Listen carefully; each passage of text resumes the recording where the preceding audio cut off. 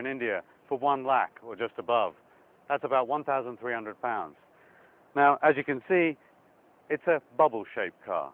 It's a car that is jelly-beaned, but it's done so for aerodynamics. It's one of the cleanest and greenest cars on Indian roads. In fact, on any roads. There are only about 24 British cars that will do any better. Although the car's only got a 624cc engine, it's quite nippy. Gear changing is smooth, and you kind of have a bit of acceleration, but it soon runs out of puff.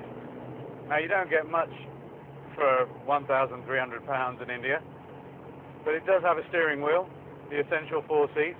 Only mine can be moved back, of course, and plenty of room at the back.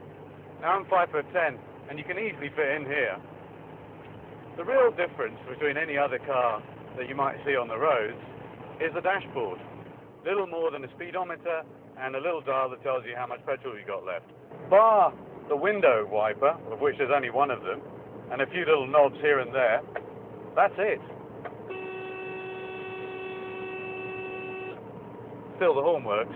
But what's really great about this car, it's very nippy, it's got the turning circle of a black cab in London, and it's the size of a Fiat Panda.